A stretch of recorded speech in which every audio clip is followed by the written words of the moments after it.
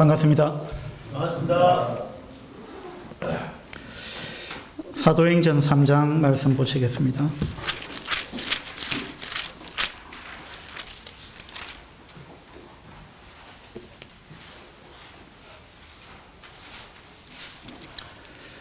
사도행전 3장 1절부터 몇 절을 봉독하도록 하겠습니다. 3장 1절. 제9시 기도 시간에 베드로와 요한이 성전에 올라갈 새 나면서 못 걷게 된 이를 사람들이 메고 오니 이는 성전에 들어가는 사람들에게 구걸하기 위하여 날마다 미문이라는 성전 문에 두는 자라. 그가 베드로와 요한이 성전에 들어가려 함을 보고 구걸하거늘 베드로가 요한과 더불어 주목하여 이르되 우리를 보라 하니 그가 그들에게서 무엇을 얻을까 하여 바라보거늘 베드로가 이르되 근과 음은 내게 없거니와 내게 있는 이것을 내게 주노니 나사렛 예수 그리스도의 이름으로 일어나 걸으라 하고 오른손을 잡아 일으키니 발과 발목이 곧 힘을 얻고 뛰어서서 걸으며 그들과 함께 성전으로 들어가면서 걷기도 하고 뛰기도 하며 하나님을 찬송하니 모든 백성이 그 걷는 것과 하나님을 찬송함을 보고 그가 본래 성전 미문에 앉아 구걸하던 사람인 줄 알고 그에게 일어난 일로 인하여 심히 놀라게 여기며 놀라니라. 사도행전에 들어서서 이제 첫 번째 치유의 기적이 일어나는 그러한 장면을 우리가 읽었습니다. 어제 청년의 시간에 하나님께서 우리 인류를 크게 세 부류로 분류를 하신다라는 말씀을 드렸습니다. 어떻게 세 부류로 나누셨죠? 유대인, 이방, 교회. 예, 그 고린도전서 10장에 나오는데 유대인과 이방인과 그리고 하나님의 교회 이렇게 분류를 했습니다. 하나님께서 인류를 이렇게 크게 셋으로 그렇게 분류를 했죠. 그런데 이제 고린도전서에 보면은 또 그 다른 세 부류가 있는데 그것은 이제 인류를 세 부류로 나눈 것이 아니고 종교를 찾는 사람들, 종교를 가지고자 하는 또 신앙을 갖고 있는 어쨌든 종교와 관계된 이런 사람들을 세 부류로 나누셨어요. 뭔지 아시겠습니까?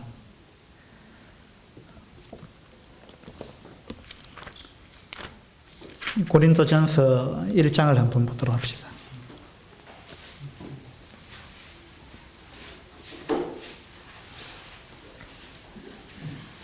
고린도전서 1장 22절입니다. 22절.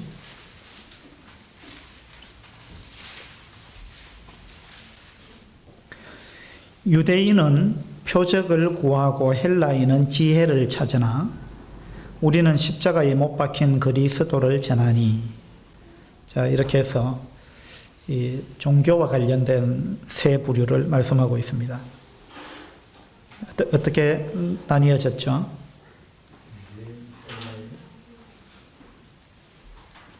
예.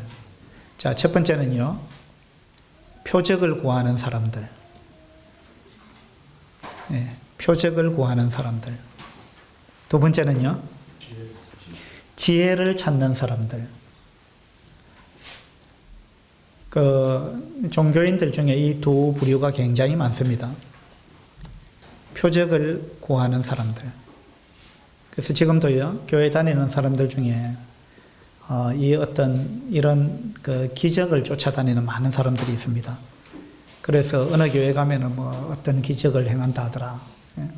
어떤 교회 가면은 뭐 병을 고쳐준다 하더라. 뭐 이런 것들. 그래서 뭐 어떤 기도원에 가면은 뭐 어떤 또 병을 고칠 수 있다. 또 뭐 집회한다고 이제 전단지 돌리는 거 보면은 마치 뭐 그 지역에 새로운 어떤 그 병원을 개설한 것 같은 그런 전단지들을 막 돌아다니고 그런 것들을 우리가 볼 수 있습니다. 많은 그 기독교인들이요, 표적을 구하는 이런 사람들을 이제 신비주의자라고도 하고 또 기적 신앙인 뭐 이렇게도 부르는데 이런 한 부류가 있습니다. 그 다음에 또 한 부류는요, 이 지혜를 찾는 사람들입니다. 그래서 온갖 지식을 쫓아서 온갖 책을 섭렵을 하고 그리고 뭐 누구 설교가 좋더라 누구 설교가 좋더라 이러면서 막 쫓아다니는 이런 사람들입니다. 이런 사람들이 많이 있어요. 그런데 이제 세 번째 부류는 뭐냐 하면 23절에 나오는 십자가에 못 박힌 그리스도를 전하는 사람입니다. 누가 참 신앙인일까요? 세 번째 부류입니다. 첫 번째와 두 번째 부류는요, 참 신앙인이라 할 수 없습니다. 왜 그러냐 하면 그들은 구하고 찾는 자입니다. 끊임없이 구하고 끊임없이 찾고 끊임없이 뭔가를 쫓아다니고 하지만 아직 얻지를 못했고 찾지를 못한 사람입니다.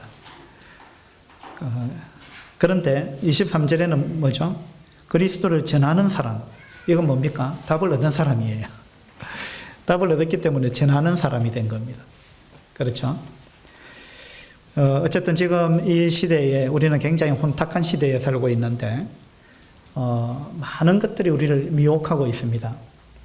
그래서 사람들이 막 이쪽으로 몰려다녔다가 저쪽으로 몰려다녔다가 하는데 결국은 그들은 찾다가 인생을 끝냅니다. 뭔가 가장 중요한 걸 그들은 발견하지 못하고 헤매는 것입니다. 그 중에 하나가 이제 이 신비주의자들이고 표적을 구하는, 표적을 쫓아다니는 그러한 사람들입니다. 그래서 오늘 사도행전 3장에 첫 번째 치유의 기적이 일어나는 이러한 이제 부분을 우리가 읽었는데, 오늘날 우리도 이와 같은 치유의 기적, 이와 같은 것을 우리가 경험할 수 있는가? 또 우리는 이와 같은 것을 쫓아가야 하는가? 이제 이런 부분에 대해서 좀 말씀을 드리고 싶습니다. 오늘날 기적이 전혀 없지는 않습니다. 예, 오늘날도 이제 하나님은 필요하면 기적을 행하십니다. 왜냐하면 하나님은 무엇이든지 하실 수 있는 분이기 때문입니다. 이 이제 표적, 기적 이런 부분에 대해서는 뭐 치유의 기적, 그 다음에 그 외에도 뭐 방언 뭐 이런 것들도 있고요. 뭐 여러 가지가 있는데, 오늘날 이런 부분을 이제 많은 사람들이 쫓아갑니다. 그런데 성경에도 이제 많은 기적이 있습니다. 그런데 우리가 이걸 이제 잘 분별을 해야 돼요. 성경에 많은 기적이 나오지만 하나님께서는 무분별하게 이 기적을 행사하시지 않으셨습니다. 왜냐하면 기적은 하나님께서 정하신 어떤 법칙과 어긋나는 것입니다. 하나님은 이 우주에 법칙을 두셨어요. 뭐 중력의 법칙, 만유인력의 법칙 뭐 등등 여러 가지 법칙을 하나님이 정하셨습니다. 하나님이 정하신 법을 하나님 스스로 깨는 것을 하나님은 기뻐하시지 않습니다.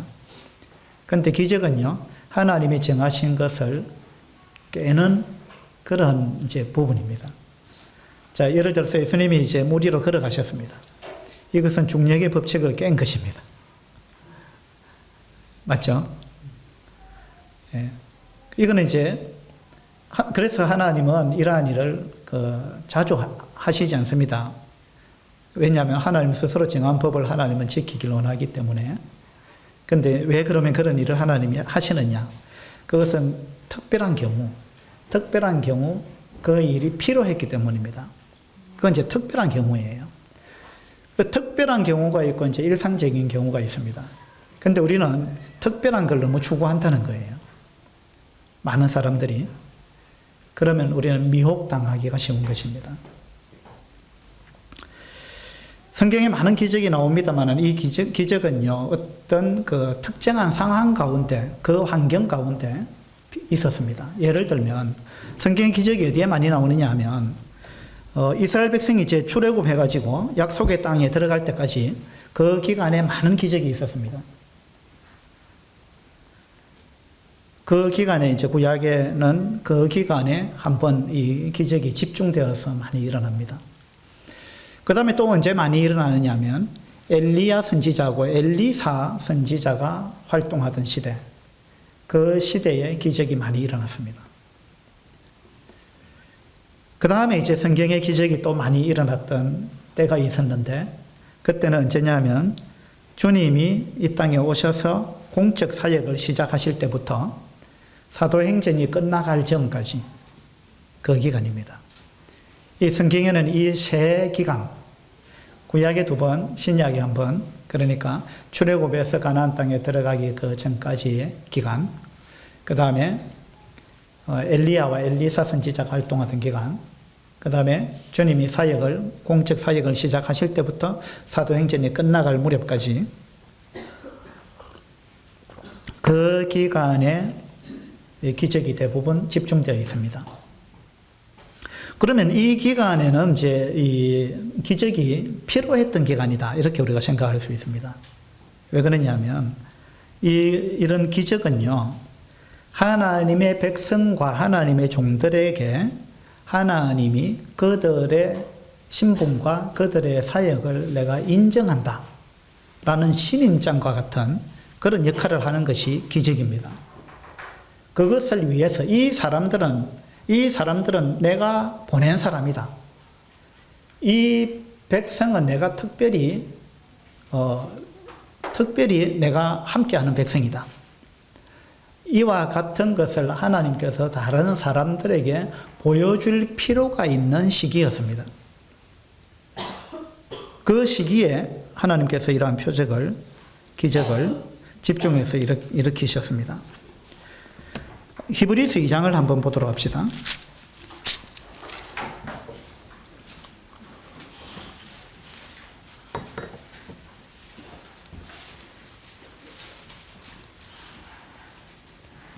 히브리서 2장 4절에 하나님도 표적들과 기사들과 여러 가지 능력과 및 자기의 뜻을 따라 성령이 나누어 주신 것으로서 그들과 함께 정언하셨느니라. 하나님이 그들과 함께 정언하셨다.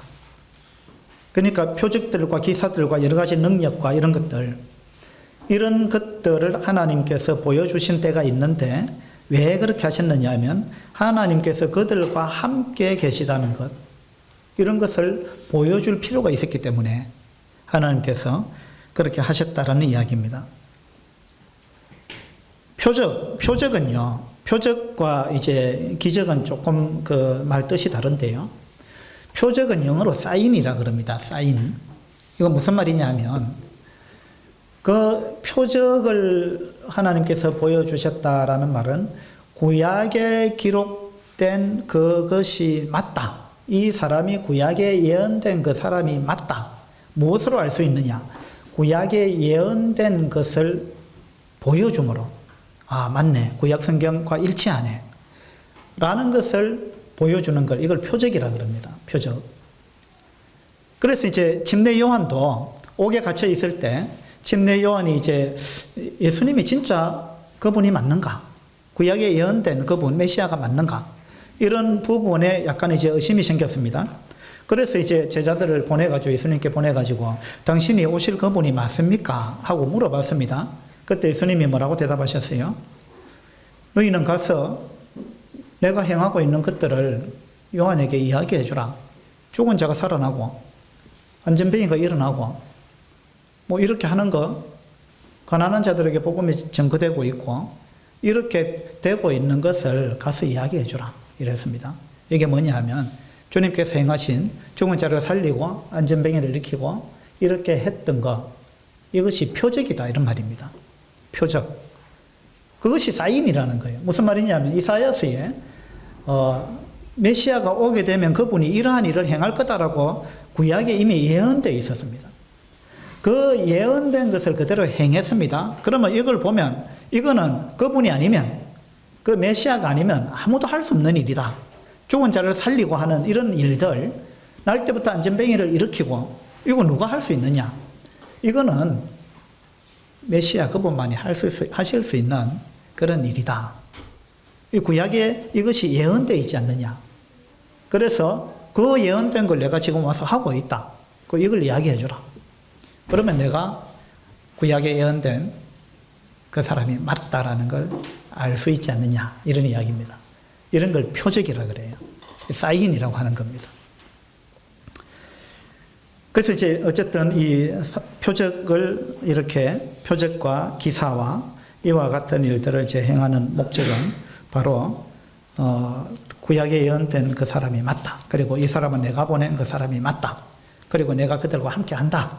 이와 같은 것을 이제 확증해주는 신임장과 같은 그런 역할을 하기 위해서 어떤 그 한정된 기간에 필요했던 그런 일들이었습니다. 고린도후서 12장을 한번 보겠습니다.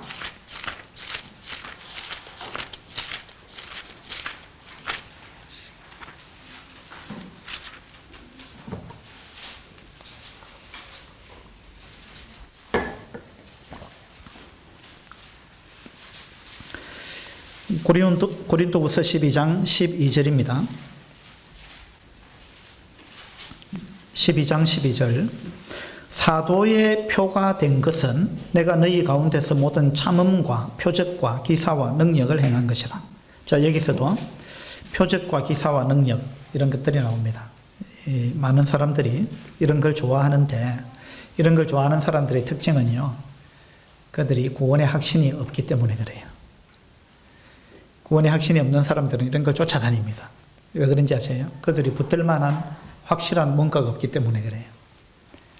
그래서 뭔가 이런 걸 봐야만, 이런 어떤 기적, 이런 것들을 경험하고 이런 걸 봐야만 그들이 어느 정도 안심을 할 수 있기 때문에 그래서 쫓아다닙니다. 그러니까 예수님한테도 그랬어요.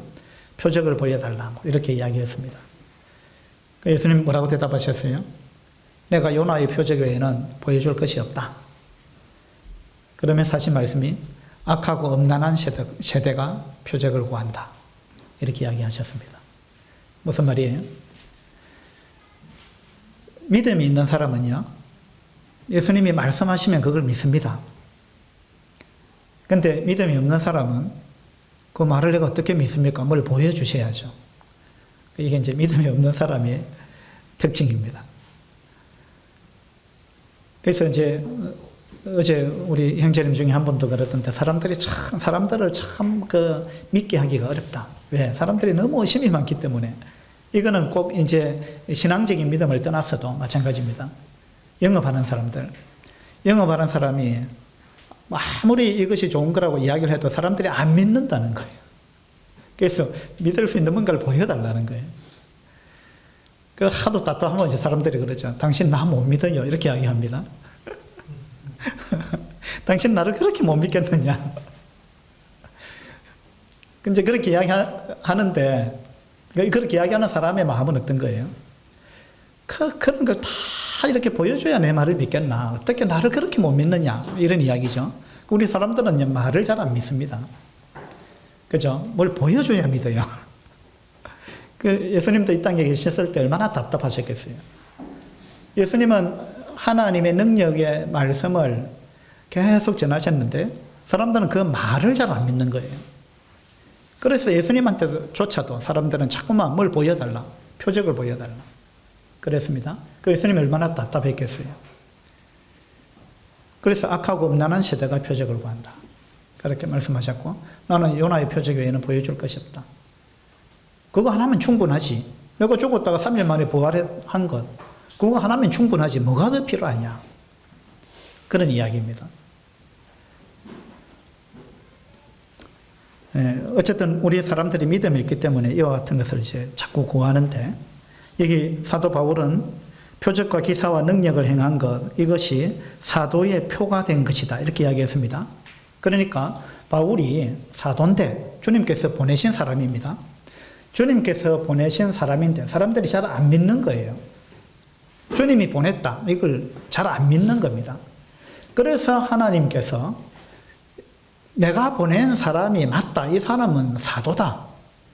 라는 것을 확증해 주기 위해서 이 바울을 통해서 기적이 일어나게 하신 거예요.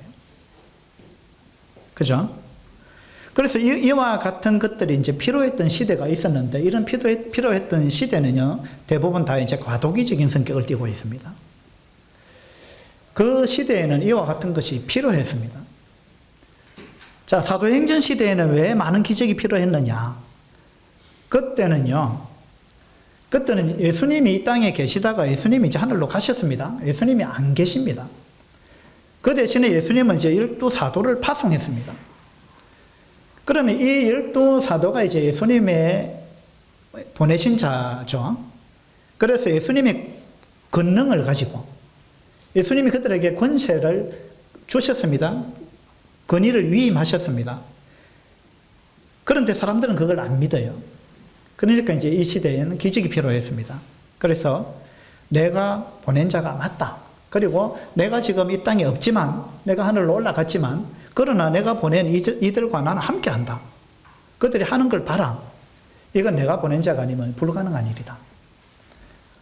그래서 이거는 이제 사도된 표가 된 거예요, 이것이. 이 사람 사도가 맞구나.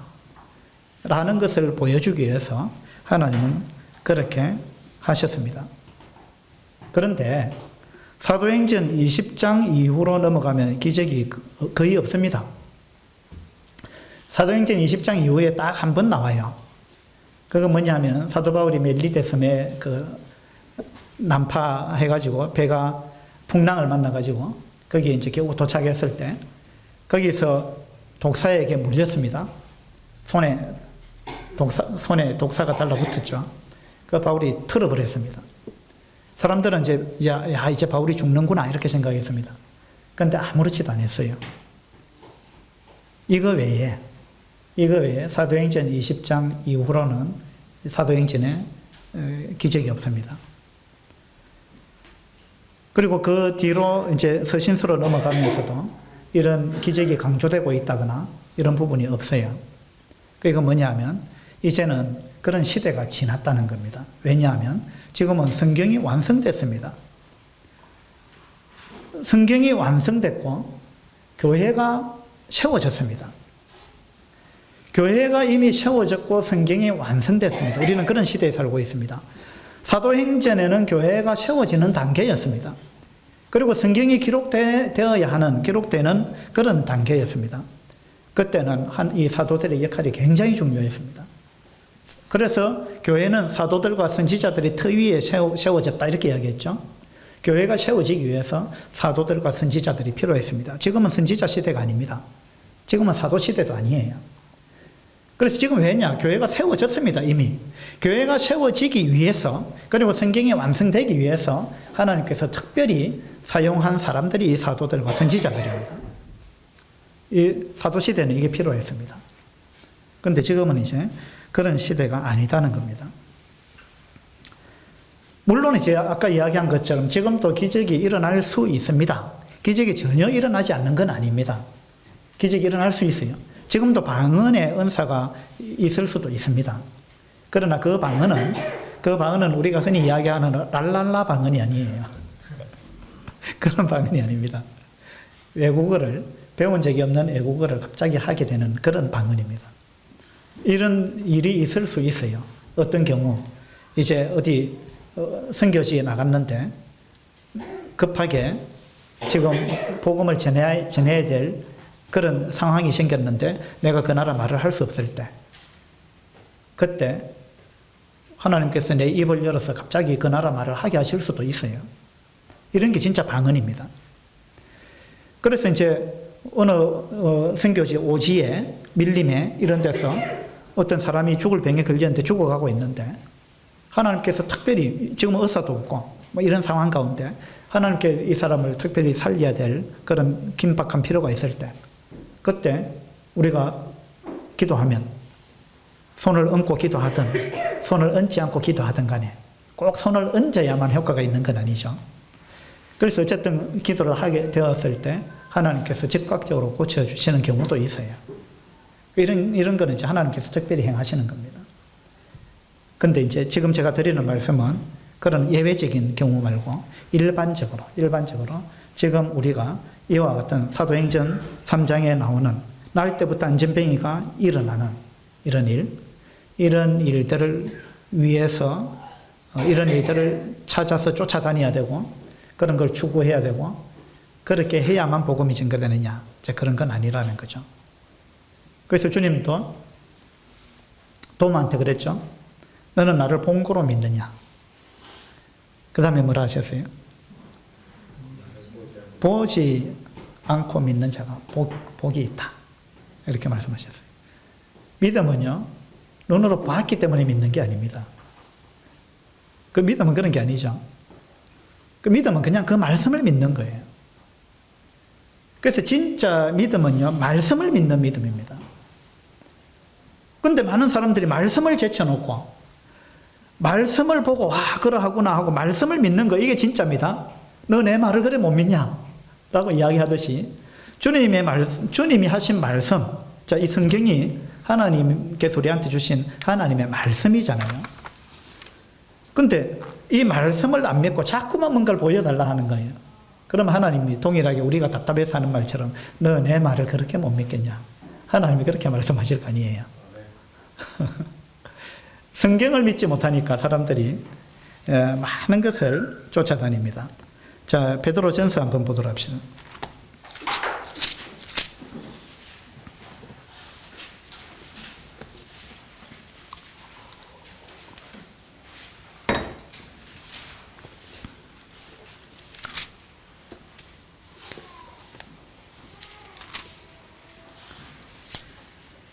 베드로전서 썩어질 씨로 된 것이 아니요 어디 나오죠? 1장이네요. 1장 23절입니다. 1장 23절에 너희가 거듭난 것은 썩어질 씨로 된 것이 아니요 썩지 아니할 씨로 된 것이니 살아있고 항상 있는 하나님의 말씀으로 되었느니라. 이거 대단히 중요한 거예요. 자, 너희가 거듭났는데 너희가 어떻게 거듭났느냐? 너희가 거듭난 것은 하나님의 말씀으로 된 것이다. 그렇죠? 참 믿음은 하나님의 말씀에 근거하는 거예요. 하나님의 말씀을 믿음으로 우린 거듭납니다. 이 하나님의 말씀을 씨라고 표현했습니다. 하나님의 말씀이 내 속에 들어와가지고 여기서 내 속에서 정착을 하게 되면 그 말씀이 씨가 되어가지고 자라는 거예요. 그래서 이제 이 말씀이 우리 속에 심겨진 거, 이걸 믿음이라 그래요. 그래서 너희가 거듭난 것은 살아있고 항상 있는 하나님의 말씀으로 되었다. 하나님의 말씀에 근거하지 않고는 우리는 구원받을 수 없습니다. 많은 사람들은 자기 눈으로 본 것, 경험한 것, 느낌, 이런 걸 가지고 내가 구원받았다 이럽니다. 당신은 어떻게 구원받았는지 한번 이야기해 보세요. 이러면 막 기도하는데 뜨거운 눈물이 막 흘렀다. 예, 이제 자기 경험입니다. 그 말씀이 없어요. 그 사람은 그것 때문에 막 뜨거워져 있어요. 근데 세월이 지나면 식어요, 이게. 그러면 이제 흔들리는 겁니다. 근데 말씀을 붙잡고 있는 자는 흔들리지 않습니다. 말씀은 영원하기 때문에. 하나님의 말씀에 이렇게 나와 있네. 나는 이 말씀을 믿는다. 이것이 진짜 믿음입니다. 근데 요즘 기독교인들 중에 너무나 많은 사람들이 이 말씀에 정착해 있지 않아요. 말씀을 붙들지 않습니다. 말씀을 안 읽어요. 그리고 무언가 쫓아다닙니다. 표적을 쫓아, 기적을 쫓아서 이런 걸 쫓아서 다닙니다. 그리고 그걸 붙들려고 하는 거예요. 이것은 대단히 위험한 것입니다. 기적은 하나님만의 전유물이 아닙니다. 하나님만 기적을 행하실 수 있는 분이 아니에요. 기적은 사탄도 행합니다. 그렇죠? 그래서 사탄이 여러 사람들을 통해서 기적을 일으킵니다. 사탄이 무당을 통해서도 기적을 일으키고요. 사탄이 어떤 스님을 통해서도 기적을 일으킵니다. 예. 스님이 딱 이렇게 양반 자세하고 앉아 있는데 공중에 뜨기도 하고 이러더라고요. 그 무당이 짝도 위에 뛰기도 하고 이러잖아요. 이건 귀신의 힘입니다. 그건 하나님으로부터 온 것이 아닙니다. 마가복음 1장을 한번 보도록 할까요?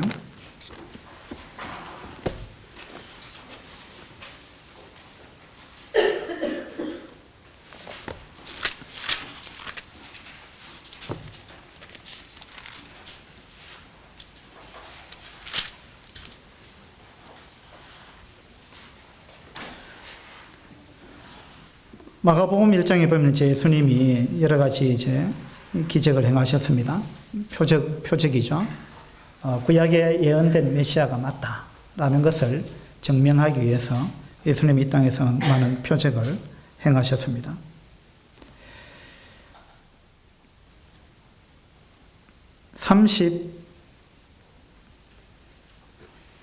34절을 보시면 마가복음 1장 34절 예수께서 각종 병이든 많은 사람을 고치시며 많은 귀신을 내쫓으시되 귀신이 자기를 알므로 그 말하는 것을 허락하지 아니하시는지라.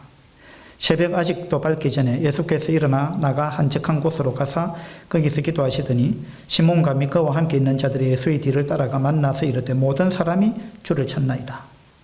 그래서 이제 예수님이 막 병자를 고치고 뭐 귀신을 쫓아내고 이런 일들을 하니까 많은 사람들이 몰려들었습니다.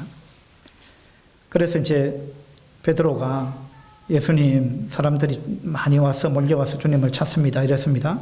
38절에 예수님이 대답하시기를 우리가 다른 가까운 마을들로 가자 이랬습니다. 이 사람들이 찾는다는데 왜 다른 마을로 가자 하시는 거예요? 왜 그럴까요?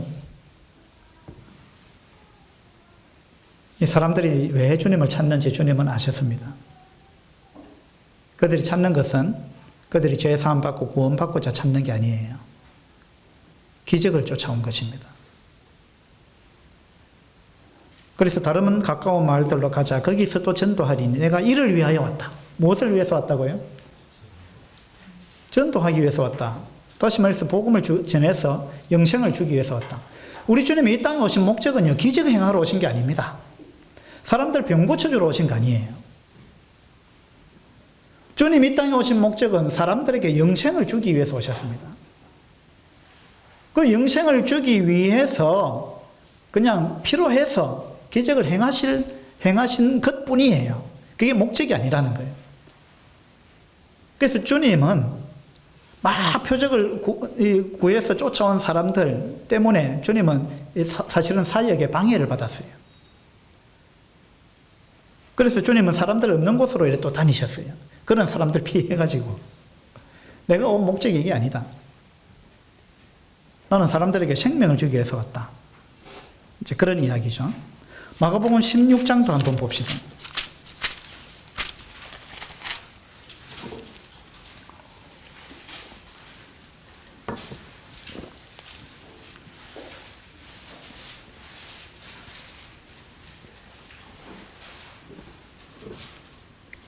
(16장) 15절입니다. 또 이르시되 너희는 온 천하에 다니며 만민에게 복음을 전파하라. 믿고 침례를 받는 사람은 구원을 얻을 것이요 믿지 않는 사람은 정죄를 받으리라. 믿는 자들에게는 이런 표적이 따르리니 곧 그들이 내 이름으로 귀신을 쫓아내며 새 방언을 말하며 뱀을 집어 올리며 무슨 독을 마실지라도 해를 받지 아니하며 병든 사람에게 손을 얹은즉 나으리라. 자, 너희는 온 천하에 다니며 만민에게 복음을 전파하라. 그렇게 해서 사람들을 하여금 구원받게 하라. 이제 이것이 큰 목적입니다. 이것을 위해서 이제 주님께서 제자들을 내보내게 되었을 때 그들에게 하나님께서 표적을 주실 것이다. 내가 보낸 사람이 맞다라는 걸 증명하기 위해서. 그래서 20절에 보면요, 제자들이 나가 두루 전파할세 주께서 함께 역사하사 그 따르는 표적으로 말씀을 확실히 증언하시니라. 이렇게 되어 있습니다. 주님께서 왜 표적을 따르게 하셨는가? 주님께서 함께 하신다라는 걸 보여주기 위해서였습니다. 그리고 말씀을 확증하기 위해서. 말씀을 확증하기 위해서. 내가 이들과 함께 한다. 이들이 내가 보낸 자가 맞다. 그러니까 이들의 말을 믿어라. 예. 그래서 결론은 그 사람을 인정하기 위해서, 그리고 주님의 말씀을, 그들의 말을 확증해가지고 그들로 하여금 믿고 구원받도록 하기 위해서 그렇게 하신 것입니다. 근데 이제 오늘날 사람들은 이게 이제 핵심이 빠져버렸습니다. 그렇게 해서 이제 표적을 쫓아서 그렇게 이제 돌아다니는 많은 사람들이 있는데 이것은 뭔가 지금 성경을 제대로 잘 분별하지 못하고 있다. 이렇게 우리가 볼 수 있습니다. 마태복음 24장을 한번 보죠.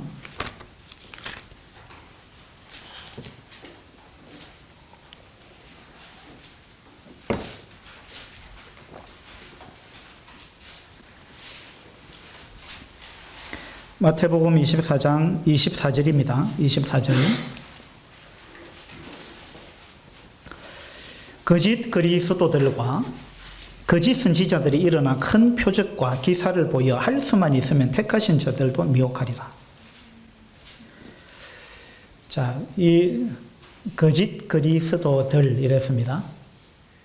지금 우리가 살아가는 이 시대에 거짓 그리스도들이 많습니다. 자칭 자기가 하나님이라 그러고 자칭 그리스도라 그러고 자기가 재림 예수라 그러고 자기가 뭐 보혜사라 그러고 참 기가 찬 일들이 일어나고 있습니다. 많은 사람들이 그렇게 하고 있고 그 사람들을 따르고 있습니다. 그들이 큰 표적과 기사를 보여서 할 수만 있으면 택하신 자들도 미혹하리라 라고 주님께서 말씀하셨습니다. 그래서 이런 걸 표적과 기사를 보고 속지 마라 그런 이야기입니다. 속지 마라.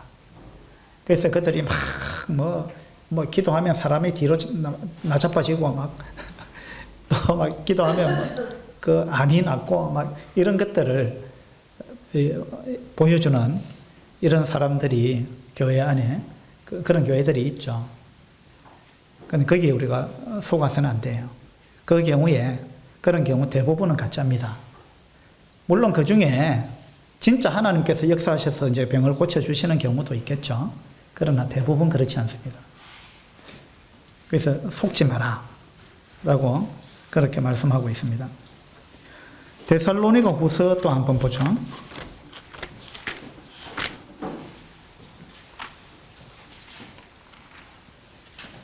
데살로니가 후서 2장입니다. 2장 9절입니다. 악한 자의 나타남은 사탄의 활동을 따라 모든 능력과 표적과 거짓 기적과 불의의 모든 속임으로 멸망하는 자들에게 있으리니. 자, 악한 자의 나타남. 이건 이제 마지막 때에 이런 자가 나타날 것이다. 즉 그리스도가 나타날 것이다. 여기에 관계된 말씀이죠. 그래서 즉 그리스도가 나타나가지고 어떻게 하느냐 하면 모든 능력과 표적과 거짓 기적과 불의의 모든 속임으로 이렇게 나타날 거다 이랬습니다. 그래서 요한계시록 13장에 가보면 즉 그리스도가 나타나가지고 여러 가지 막 기적을 행합니다. 그 심지어 죽었다가 살아난 것 같은, 죽었다가 3일 만에 살아나는 것 같은 이런 것을 이제 막 보여줍니다. 예수님을 흉내낸 거죠. 그래서 사람들이 많은 사람이 따른다 그랬어요. 그래서 우리가 뭔가 이 기적을 쫓아다니는 것은 속을 확률이 굉장히 많다. 이런 부분을 성경이 이렇게 계속 경고를 해주고 있는 것입니다. 10절에 보면요. 불의의 모든 속임으로 멸망하는 자들에게 있으리니 이는 그들이 진리의 사랑을 받지 아니하여 구원함을 받지 못함이라 이랬습니다. 왜 사람들이 이렇게 미혹당하느냐 하면요. 그들이 진리의 사랑을 받지 못해가지고 받지 아니하여 구원함을 받지 못합니다. 진리, 이 말씀이야말로 진리입니다. 주님의 말씀이야말로 진리고 성경이야말로 변함없는 분명한 진리입니다. 그런데 그 외의 것들은 진리일 수도 있지만 그러나 그건 분명하지 않습니다. 그거는 어떤 내가 뭐 경험했던 이런 게 사실일 수도 있지만 그러나 이거는 확증하기가 참으로 어려운 그런 것입니다. 그런 건 붙드는 건 상당히 위험이 있는 거예요. 그래서 우리는 말씀을 붙들어야 됩니다. 그래서 표적신앙 또는 신비주의, 표적신앙 이런 표적신앙이라는 말이 있는데 이 말과 반대되는 말은 말씀신앙 이렇게 표현할 수도 있을 것 같아요. 우리가 말씀을 붙들고 말씀에 근거한 그런 신앙, 이런 것이야말로 진짜 신앙이다 라는 것을 우리가 기억하면 좋겠습니다. 이 표적을 구하고 쫓아다니는 사람의 특징은 뭐냐면요, 땅에 속한 것을 쫓아다니는 사람들입니다. 땅에 속한 복을 추구하는 사람들이에요. 근데 참 그리스도인은 땅에 속한 복을 쫓아다니는 사람이 아닙니다. 하나님께서 물론 우리에게 복을 주십니다. 모든 복의 근원은 하나님이십니다. 하나님께서 우리들에게 많은 복을 주셨습니다. 근데 하나님께서 우리에게 주신 복은 엄밀히 말하면 이 땅에 속한 복은 별로 없어요. 땅에 속한 복이 전혀 없는 건 아닙니다만 땅에 속한 복은 많지 않습니다. 우리가 받은 복 한번 생각해 보세요. 우리가 받은 복, 정말 중요한 복은 다 하늘에 속한 복입니다. 근데 이런 이제 기적을 쫓아다니는 사람들은 땅에 속한 것을 추구하는 사람들입니다. 에베소서 1장을 한번 볼까요?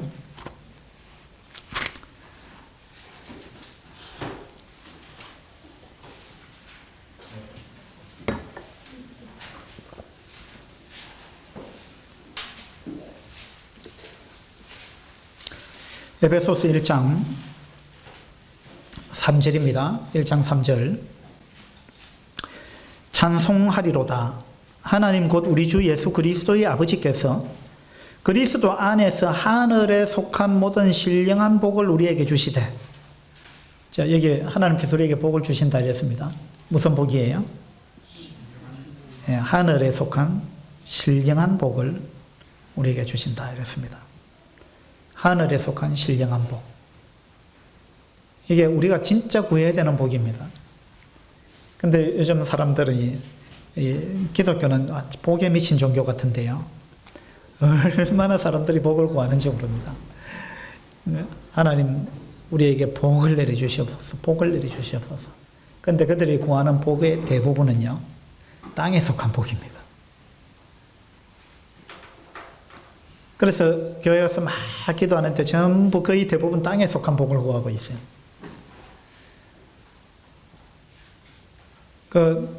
우리 중에 한 분이 그 구원 간증문을 써서 보냈던데, 읽어보니까, 우리 교회 와서 구원을, 확신을 갖게 됐는데, 참 신기한 일이죠.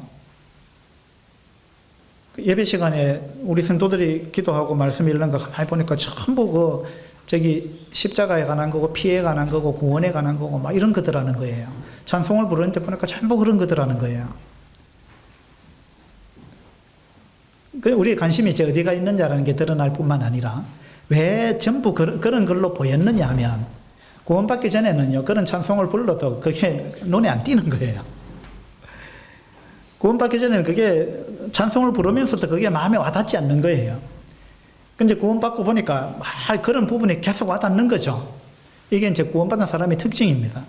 그게 드디어 눈에 보이는 거예요. 그래서 이것이 너무 감사해가지고, 너무 놀랍고 이래가지고, 이전에 알고 있던 사람들, 교회 열심히 다니고 있는 사람들한테 물어봤다는 거예요.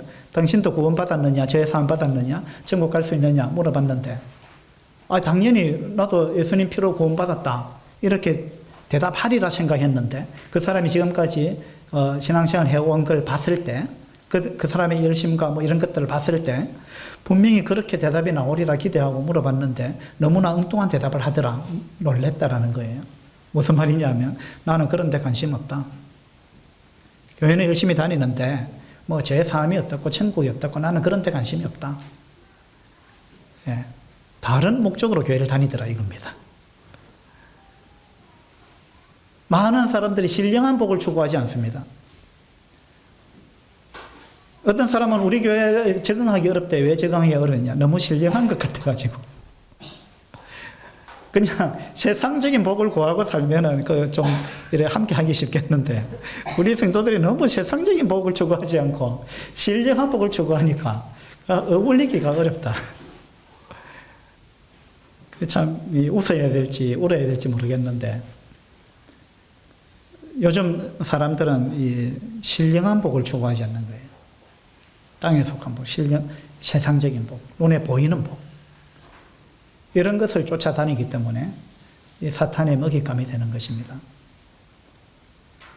하나님께서 우리로 하여금 이 신령한 복을 얻게 하셨고, 또 이 신령한 복을 우리가 추구하게 하셨고, 그리고 말씀을 붙들게 하셨고, 이 말씀에 따라 흔들리지 않는 이런 믿음과 신앙을 가지고 생활하게 하신 것, 이런 부분에 대해서 우리가 참 많이 감사해야 될 것입니다. 기적이 항상 일어나지 않았다. 오늘 이제 그 말씀을 드렸습니다. 자, 사도 바울도 병이 있었습니다. 사도 바울이 이 병이 낫게 해달라고 간절히 3번이나 기도했는데 하나님께서 안 들어주셨다 이랬습니다. 사도행전 초반부하고 후반부하고는 다릅니다. 디모데도 병이 있었어요.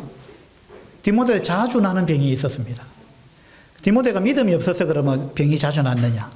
요즘 사람들 기독교 서점에 가보면요, 신령한 사람, 믿음이 좋은 사람은 부자가 되고 믿음이 좋은 사람은 병 걸리지 않고 뭐 이런 걸 주장하는 책들이 많습니다. 절대 그렇지 않습니다. 신령한 거하고 달라요. 물론 신령하면 영혼이 기쁘면 몸에도 스트레스가 적기 때문에 건강한 측면이 있어요. 그러나 신령한 사람이 병 안 걸리느냐? 아닙니다. 다 병 걸립니다. 바울도 병 걸렸잖아요. 디모데도 병 걸렸잖아요. 디모데는 위장병이 자주 났습니다. 자주 나는 위장병으로 인하여 포도주를 조금씩 써라. 물만 마시지 말고 포도주를 조금씩 써라. 바울이 권면했잖아요. 그럼 디모데가 믿음이 없어서 신령하지 않아서 육신적인 사람이라서 그랬느냐? 그렇게 보기 어렵죠. 그러면 바울이 디모데를 바로 좀 고쳐주지. 기적으로. 그죠? 뭐 어떤 사람은 바울의 손수건만 만져도 병이 나았는데, 그럼 바울이 그렇게 좀 하지. 왜 안 했느냐? 못했어요. 이 바울한테 항상 그런 능력이 있었다는 게 아닙니다. 특정한 시기에 하나님이 필요해서 그런 능력을 주셨을 뿐입니다. 디모데만 그런 게 아니죠. 바울이 에바브로디도도 그랬죠. 그 다음에 드로비모도 병 들어서 내가 남겨두고 왔다 이랬죠. 밀레도에 남겨뒀다 이랬습니다. 그럼 왜 좀 고쳐주지 바울이?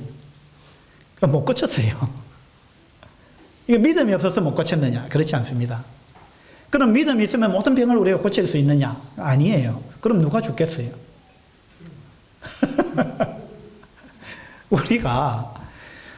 우리는 육신을 갖고 있기 때문에 병들게 되어 있습니다. 그럼 우리 영혼이 죄사함 받은 것이지 우리의 육체가 구원받은 건 아닙니다. 이건 우리 육체의 구원은 나중에 우리가 휴거될 때, 우리의 몸이 변화될 때, 그때 우리의 몸의 구속이 일어나는 것입니다. 그래서 우리가 이 장막에 있기 때문에 탄식한다라고 이야기하고 있는 것이죠. 우리는 이 장막에 있는 이상 우리는 탄식할 수밖에 없습니다. 여러분 아픈 거 지극히 당연한 겁니다. 안 아픈 사람이 있습니까? 다 아파요. 나도 아프고. 여러분 다 아프잖아요. 아프면 믿음이 없느냐? 아닙니다. 그거 아니에요.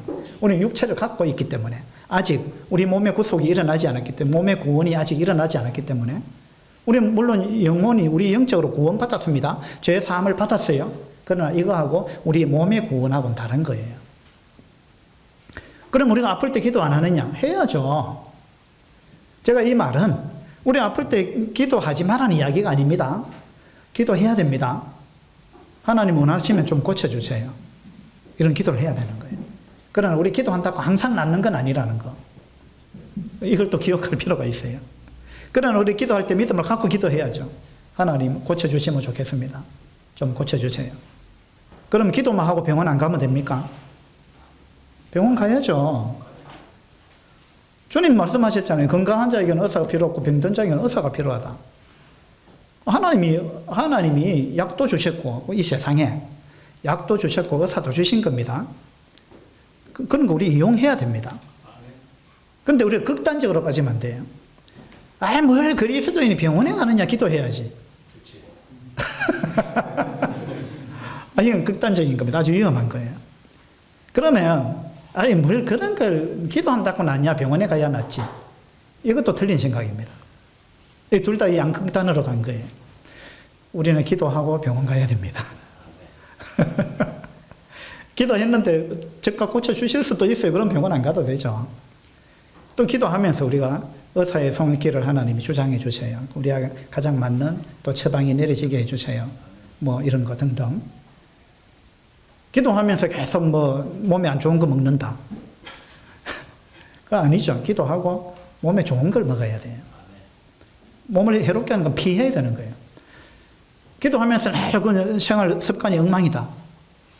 우리는 생활 습관을, 건전한 생활 습관을 가져야 건강한 겁니다. 우리 몸이. 그죠? 그 우리는 이제 이와 같은 것, 이런 걸 다 우리가 종합적으로 활용하고 믿음도 가지고 또 주님 주신 여러 가지 지혜도 활용하고 이런 것들이 우리 모두에게 필요한 것입니다. 오늘 사도행전 3장을 통해서 사도행전에 처음 나타난 치유의 기적, 이걸 이제 보았습니다. 사도 시대에는 이와 같은 일이 많았습니다. 지금은 그런 시대가 아니다라는 걸 말씀드렸고, 이런 어떤 기적에 우리가 현혹되어서는 안 된다. 거기에 미혹되어서는 안 된다. 이러한 말씀을 드렸습니다. 우리는 말씀을 붙드는 게 정말로 필요하다. 그것이 진짜 신앙이다. 이런 걸 말씀을 드렸습니다. 하나님께서 우리에게 이와 같은 말씀을 붙들고 믿고 의지할 수 있는 이런 믿음을 주신 걸 우리가 감사해야 될 것입니다. 기도합시다. 아버지 하나님, 하나님께서 우리에게 참 우리의 생각과 모든 경험을 뛰어넘는 이러한 일들을 행하시는 것으로 인해서 감사를 드립니다.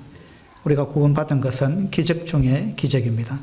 하나님께서 우리에게 놀라운 능력을 행하셨고 또 우리로 하여금 구원받게 하셨으며 신령한 복을 우리에게 주신 것 감사합니다. 무엇보다도 감사한 것은 하나님께서 변함없는, 변치 않는 진리의 말씀을 우리에게 주셨다는 것입니다. 우리로 하여금 이 말씀을 붙들고 믿을 수 있도록 해주신 것 감사를 드립니다. 우리가 언제까지나 이 말씀을 붙들고 흔들리지 않는 이러한 삶을 살아갈 수 있도록 도와주시기를 원하며 우리 주 예수 그리스도 이름으로 기도합니다. 아멘. 수고하셨습니다. 수고했습니다.